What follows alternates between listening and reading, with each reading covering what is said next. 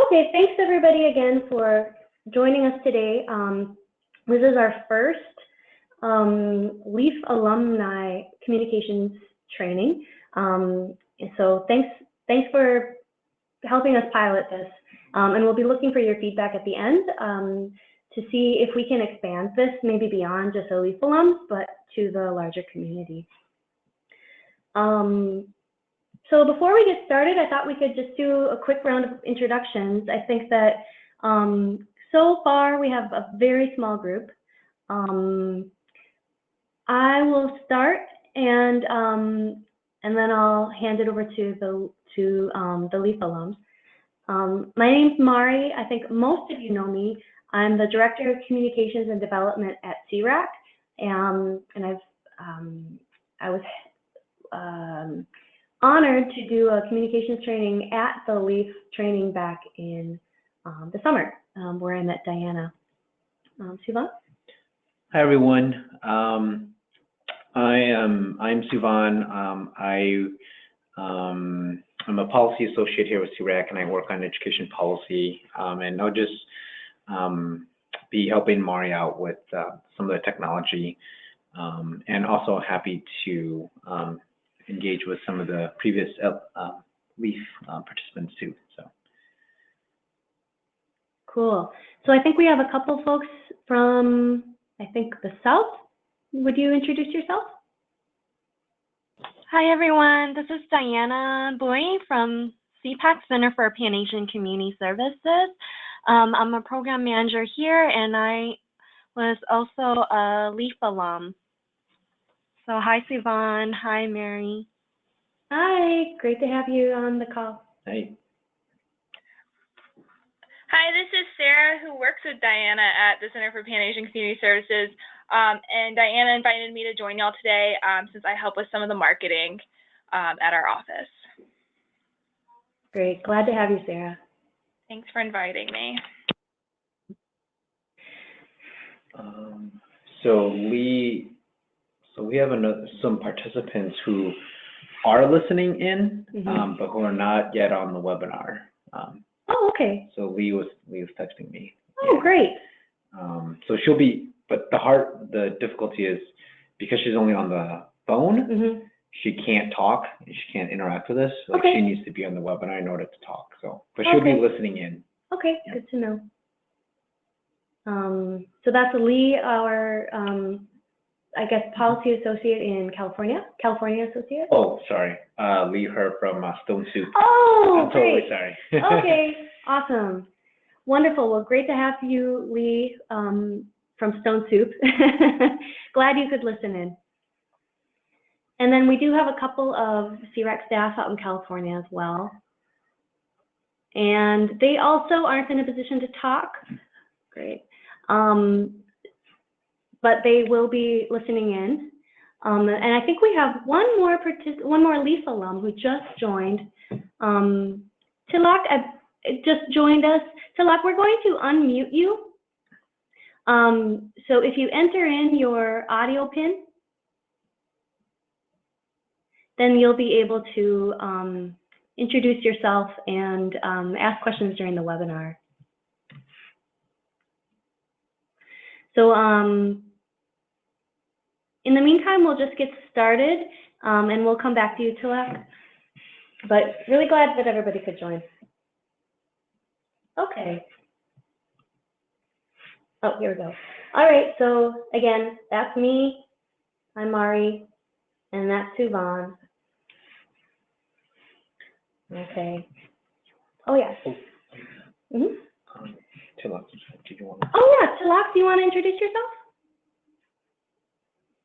Hi, everyone. I'm Tilak Nirola. Actually, I'm from New Hampshire. I'm working with the Bhutanese community here in New Hampshire, and I'm connected with other ethnic community-based organizations in the state here.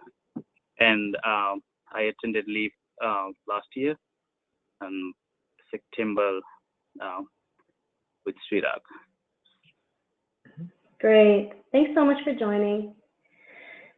So we're going to do just a really quick poll, just to kind of try out that technology here. So go ahead, and those of you who are on the screen,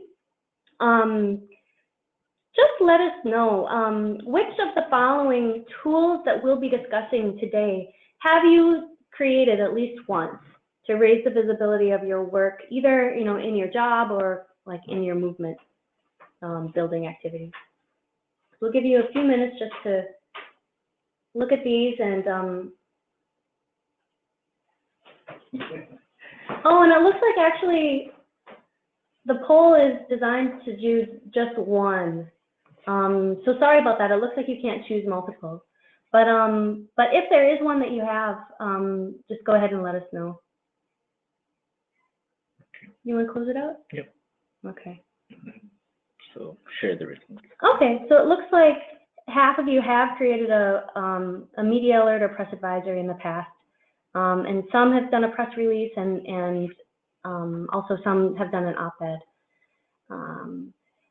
That's great. I think media alert is the easiest, kind of least time-intensive way to highlight your work, and so we'll start with that actually. But let's go ahead and yeah. Go back to sharing. Oh, okay. Yep. Press sharing again. Sorry, and then share down here. Go back here. Okay. PowerPoint. There we go. Sorry, guys. There we go. Yep, that first one. There we go. There we go. Okay, Yep. cool. So the purpose of this webinar will be to just get a stronger understanding of the purpose and basic format of each form of communication, the media alert, the press release, the op-ed, and the letter to the editor. And then after the webinar, I'm going to be actually also sending out tools that you can use that are kind of how-tos or tips for creating these, as well as a basic template and some samples. And these you can share with anybody else in your organization as well. Oh, okay. Oops. All right, so let's go ahead to the purposes of each tool.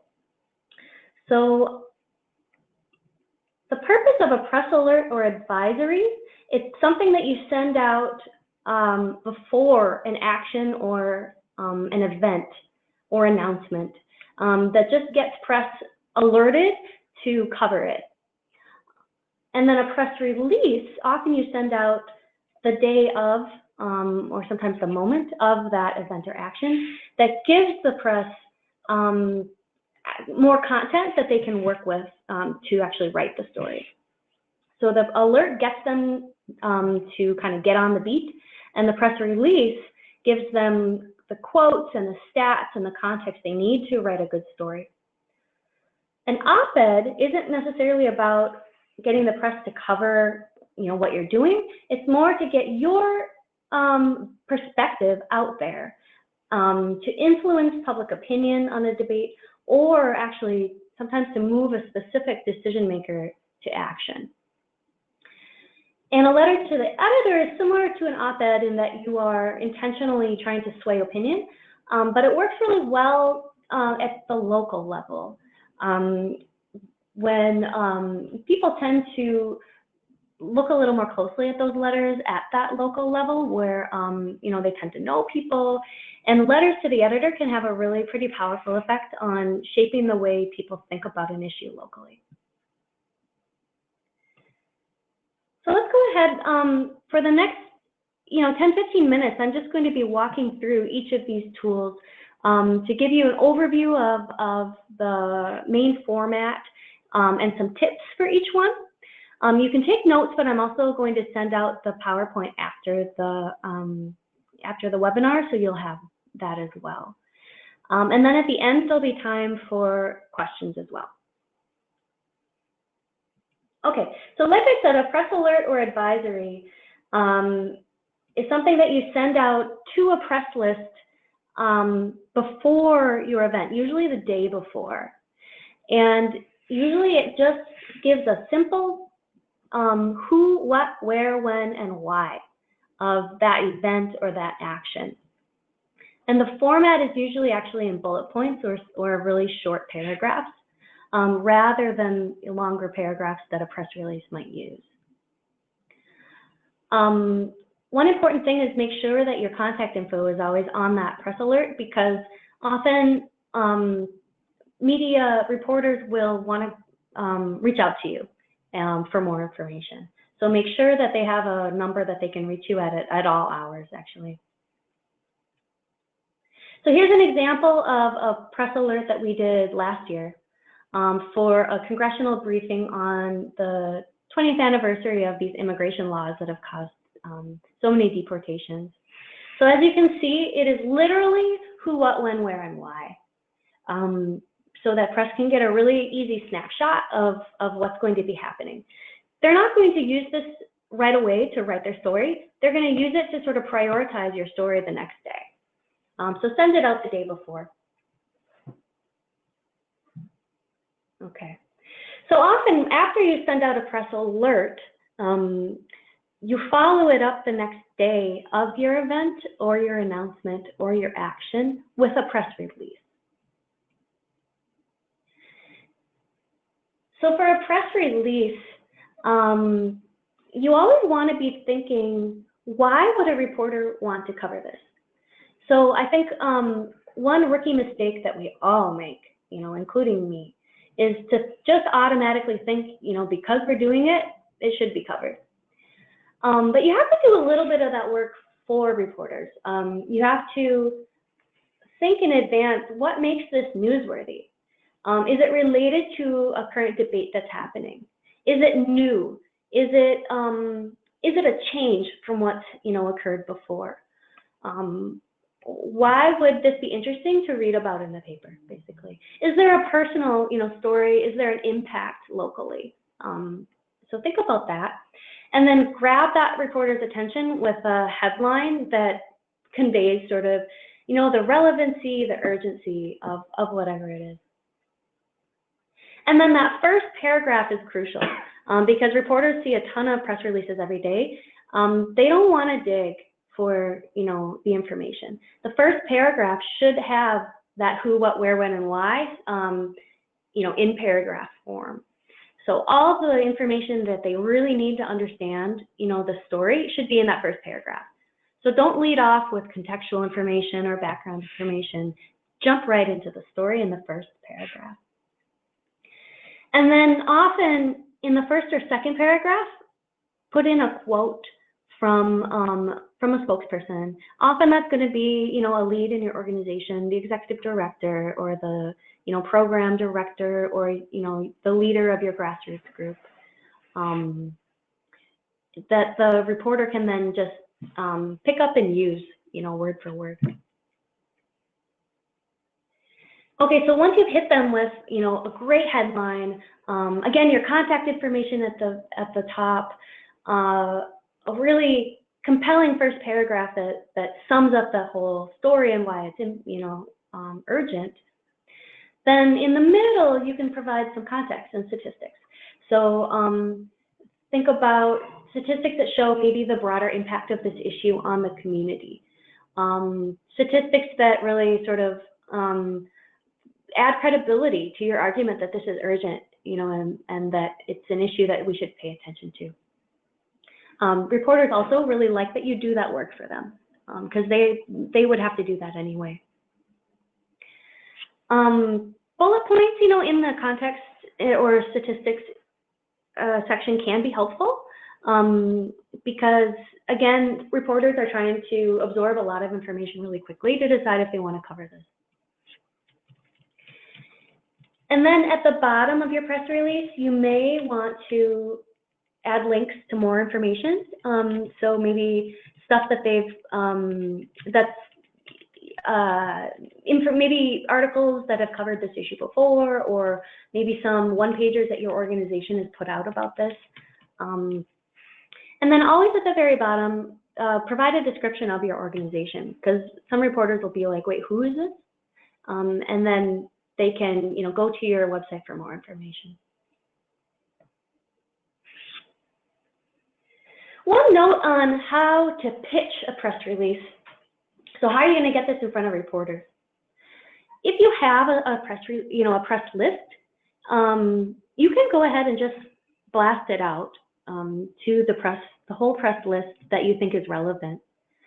And always include the press release in the body of the email. Never send an attachment. Nobody's going to open your attachment, and it'll probably be flagged as spam.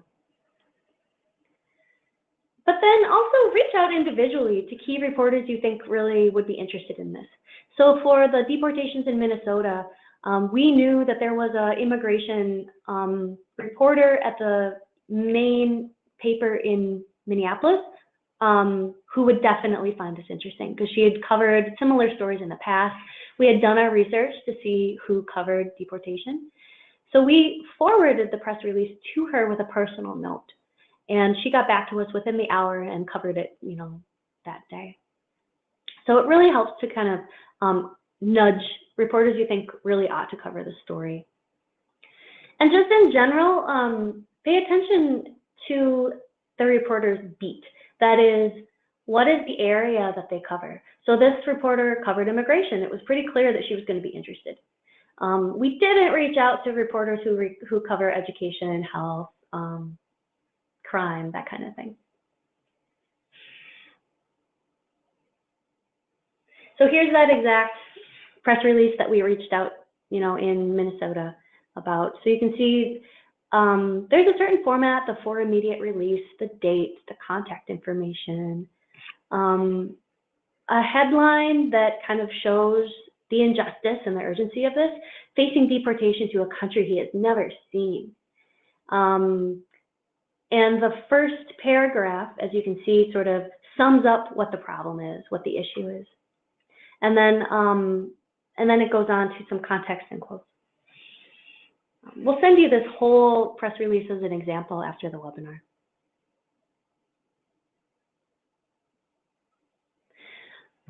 Okay, we're going to move on to op-ed and letter to the editor. Write down your questions if you have any, because we'll be able to go over questions for all of them at the end. Okay. So op-ed is a very different kind of tool than a press release or a media alert. So an op-ed, you're not pitching, to a reporter that they should cover an action or event or something that happened. This is a piece that you will write yourself, and then pitch it to a paper that might then run this piece that you've written. And sometimes you write it as yourself, but sometimes you actually write it for someone else. So for instance, maybe you work with a state legislator who really cares about your issue and would make a really great spokesperson for an op-ed. So you could reach out to that person or that legislator and say, hey, I'm going to write, could I write an op-ed in your name, and we'll place it in the local paper. So think of it as, something that you could write or something that you could write in the name of someone else who would make a really compelling spokesperson. Okay, so principles behind an op-ed. Again, it always has to be relevant. You always have to think about why would a newspaper want to print this? How is it relevant? Is there a current debate or event that it can be related to? Make it short, make it pithy. Usually no more than 700 words, but often papers will have their own guidelines, so it may be even shorter. Op-eds always have an argument. So the purpose of an op-ed, as we discussed, is to sway opinion or move a decision maker to action. So what's your argument here related to a current debate? What's your position? And then also make it personal. So the best op-eds tell a story and are written in that personal voice so that people, when they read it, really connect to it. And then they're much more willing to sort of see your perspective and buy your argument. Okay, so the structure of an op-ed, again, the beginning is always the most important part. It's where you want to hook the reader. So use a strong opening line that's memorable. This will take a little bit of work and a little bit of probably editing and re-editing to make sure your opening line keeps people reading. Often at the beginning is where you tell your story. And like in the LEAF training, you have to be disciplined to tell a compelling story in a really concise way that makes a big punch. So tell a short story and then make your argument right away.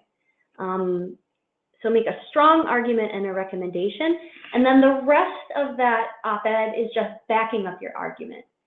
Put in some statistics that add credibility to your argument. Add additional information that really strengthens your argument. And then often in an op-ed, you do want to address the opposition. Some people may say that, X, or, our president has argued that X. But do it really briefly and then undercut that, oppositional argument. Although some people say that, here's why that's not the right way to see this issue, okay?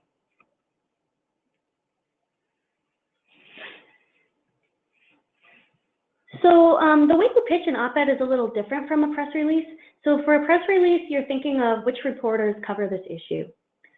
For an op-ed, you have to think about who do you want to influence and what papers are they going to read. So if you really want to influence, say, the Hmong community, say, you might want to think about pitching it in ethnic media, for instance, or think about what papers, the Hmong community in Minnesota, in Georgia reads. But to give you an example, on our data disaggregation campaign in California, we really wanted to influence the governor of California to not veto it. And so we had to think, okay, what papers does the governor read? He reads the Sacramento Bee. And so our real target was putting an op-ed in the Sacramento Bee because the governor was going to be likely to read it. So reach out to that publication first. The difference between, another difference between a press release and an op-ed is that a press release could get covered by many different reporters, but an op-ed will only be placed in one place. Most publications want, most outlets want exclusive access to your op-ed. So you kind of have to go one by one, which can be tedious. You have to wait for acceptance or rejection before you move on to the next option. And often you'll look for someone on the editorial team or just look at that, outlet's guidelines for submitting an op-ed. So here's an example of an op-ed we did for that data disaggregation campaign. You'll see, the title lets you know that this is about accurate ethnic designation, so accurate data on ethnicity. But the first line was, I remember the day we lost my cousin. So immediately it's trying to hook you in. The institutions designed to help him thrive as a new American failed him. So we don't start off with like, accurate data is very important for, creating good policy. Because people are going to be like, snore, click. But I remember the day we lost my cousin. Like, what happened? Why did you lose him, right? So think about how to make that opening line compelling. And I'm going to give you this op-ed as well to show you sort of the more the structure that we use, including making the argument, backing it up with stats, addressing the opposition, and then closing out by kind of circling back to your story. Okay. I know this is a lot of information, guys. Hopefully there will be time to kind of process it. So a letter to the editor is more similar to an op-ed than it is to a press release. It's just a very condensed form of op-ed, basically, that is meant to be very, very local. So think of this, as a way to engage in a local debate. Often what you do is you look for a story in your local paper that's on the issue that you're working on. And especially if it's a story or an editorial, say, or, you know, an opinion piece that you don't necessarily agree with, or that you feel kind of misses the point. So, or maybe it's an article on, say, education that only mentions African American and Latino students, and you want to make sure that, you know, locally, people are thinking also about Asian American students, right? So when you see an article that you might want to respond to, respond immediately, you know, in the next couple of days. And keep it really, really short. You'll be able to check the guidelines in your paper. So when you write your letter, name that exact article that you're responding to. You know, the title, the author, and the date. Make one argument. I'm sure that you could tear apart this editorial, right? So many things wrong with it, but focus on one argument for this letter to the editor that you think is the most important argument. And be polite. You know, you may be really mad or, you know, really feel like you want to be snide, but it works best to maintain a polite, balanced tone in your letter to the editor. Include your contact info. Don't make it anonymous. So make sure you're comfortable with having your name there. And then usually you'll submit through like an official form online for that paper. So letter to the editor is not something that CREAC has done in the last few years anyway. And it is better done kind of at that local level. But I just found a recent letter to the editor that shows, you know, at the very beginning, she names that article and they link to it. She talks about the viewpoint that was put forward in that article. And then she makes an argument about it, just one argument. And she also backs that argument up with some other sources. And you'll see she's actually a blogger for Moms Rising. So she's actually writing, you know, supposedly as just you know, an individual, but actually it is in service of the advocacy she's doing in her job. So this is something that you can consider doing, you know, also like in your job. Okay. So last poll, and then I'm going to open it up for a little bit of discussion as well. So this is kind of just for, you know, to get you thinking about other sort of like questions you want to ask. But what is the most significant barrier you face in employing these tools and doing this kind of media outreach? And we are going to address all of these too.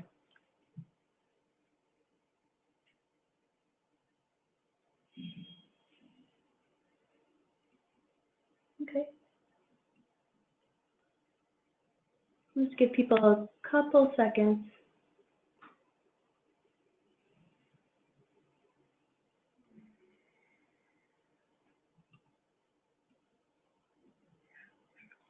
Yeah, okay, let's go ahead and close. Okay, so the contacts or relationships with the press, it looks like, is the most significant issue that you're facing. So we'll address that. You know what to do, but you need more support practice. Perfect. I think a lot of people are there too. Let's actually, I'm going to go through the next couple slides, and then we can use the rest of the time for questions, because we'll address these here. Okay. And I'm still on my Press it again. learning curve. There you go. Okay, here we go. All right, so actually we're starting here with building media relationships.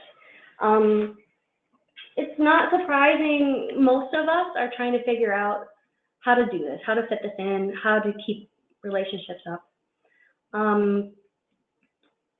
So as we mentioned, most reporters do have something that they focus on, like immigration, like general local news, crime, And often that'll be in their title. But if it's not in their title, you just can do search your local outlets and look at stories that are similar to, you know, the stuff that you want covered.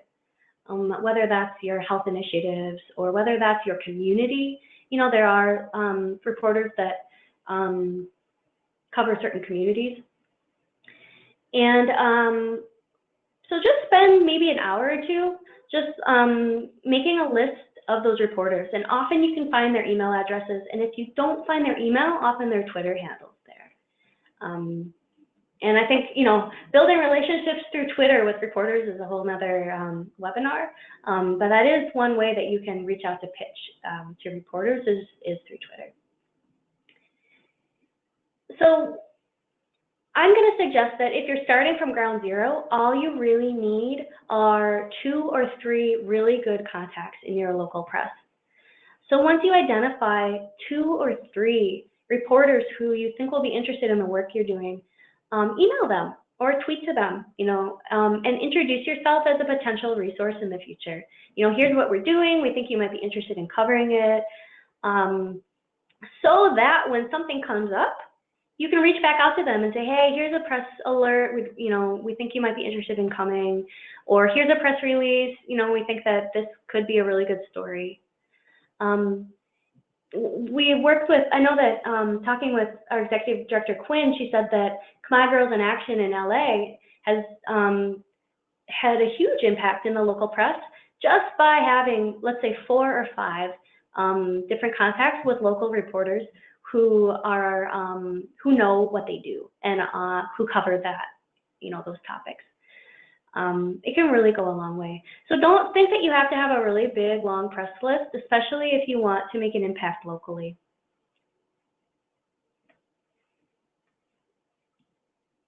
Okay. And capacity, nobody selected capacity, but it goes back, I think, to, you know, just start with the basics. If you're going to do an action or event or you have a big announcement, just come up with a who, what, when, where, and why. We're going to give you a template, an example. And then, once you've gotten to know those 2 or 3 key reporters in your area, you can send it to them. Even if you don't have capacity for the full press release, you've already developed a relationship so that, they can write the story for you. So that's a really good place to start, I would say, in terms of low capacity. And then finally, we're going to send you a bunch of how-tos and samples of each tool. And we want to work with you.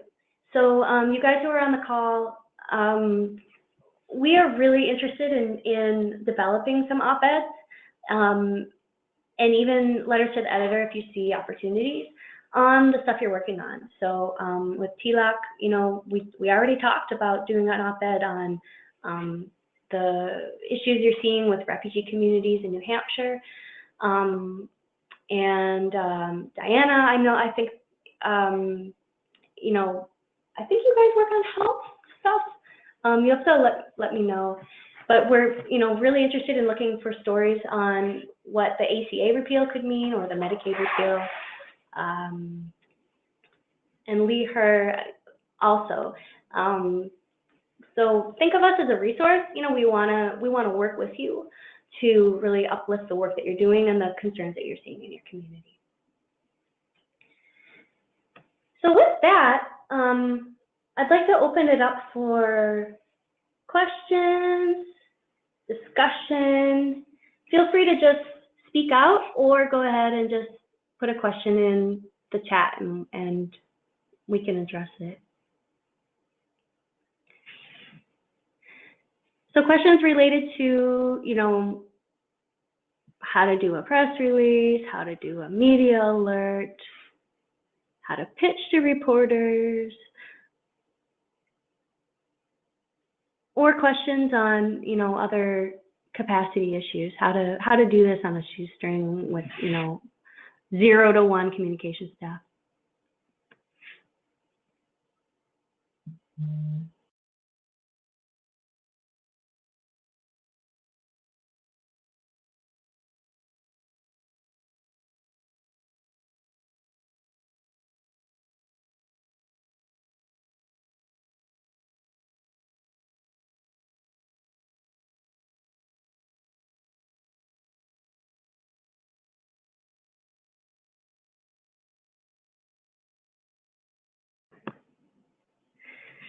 Okay, is everything super clear?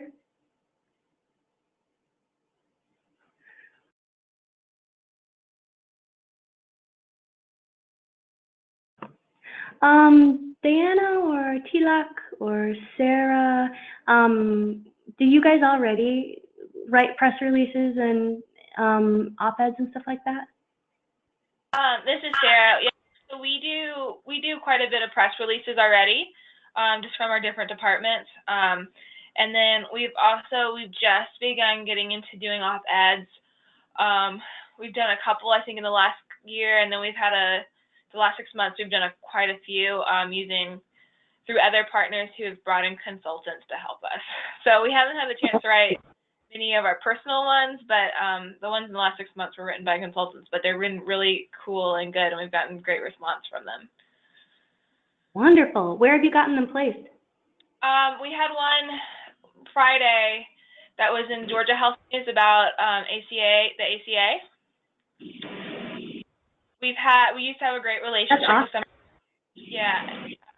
somebody at the Atlanta Journal, which is like the big newspaper here. And so we actually wrote all those because we had a good relationship with one of the editors, and so he would see one of our press releases and ask us to write a story about what we were working on. That's great. Yeah, and unfortunately he's no longer there. And then we had one that was like a BuzzFeed community post. Thing now that for ethnic media about voting, because we're in a big congressional district election right now. So you did a BuzzFeed post? Yeah, like a community BuzzFeed post back in October for the election that we worked on with one of our, I don't remember who. Sorry, you were breaking up a little bit. I'm just curious, was it BuzzFeed covered what you did, or did you actually, you have a BuzzFeed account? It was like a BuzzFeed community post. It was a BuzzFeed community post. Can you hear me better now? I can hear you a lot better now. Thank you. Okay. Okay, and how does that work, just for everybody's benefit?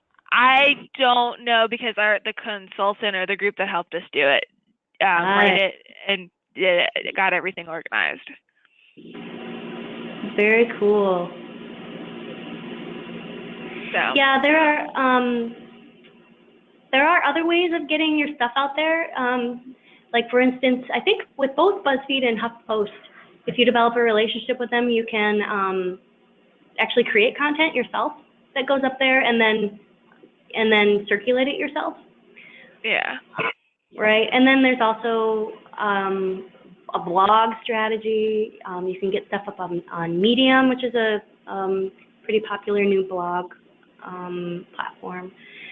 So these are definitely not the only ways to get media and get your information out there. And it sounds like you guys are really making use of a lot of different tools. So. And Tilak?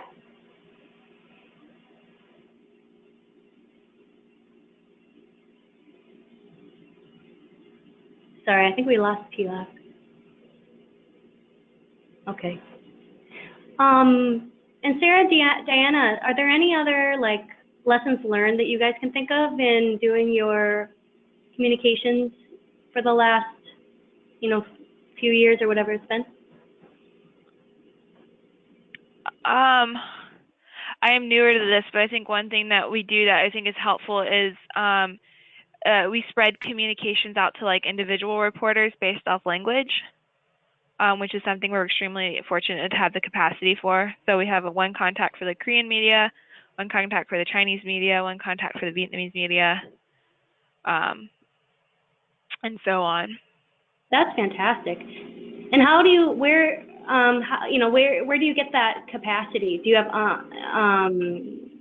in-house language capacity? Yeah, so we have about Diana, correct me if I'm wrong, we have 7 languages normally through our office spoken every day, and then we have I think over 17 different languages our staff can speak, but we have a pretty large staff between full-time and part-time, so we're very fortunate. That's awesome. Yeah, that is really great, really important. Very cool. Well, I think Tilak is not able to speak, I think that's all we have for now. Do you guys have any other questions that this brought up, or observations? No question. This was a great presentation. Thank you so much for sharing. Yeah, but we'll reach out to you guys for any additional support. Excellent. Great. Well, I'm so glad that you could join us today. And yeah, we are definitely, you know, excited to work more with community members to develop, you know, op-eds and other strategies to make sure that, you know, the Southeast Asian American experience and voice is really heard during this scary time. So that we can really make an impact. Okay, well, we'll be sending, yep, thank you. We'll be sending out more resources after the webinar, and we'll also distribute this recording so that other people can access it later. Thank you so much. Thank you. Yep, thanks for joining, Sarah. Thanks for having me and doing this. Yeah. Okay. All right. Bye-bye. Bye.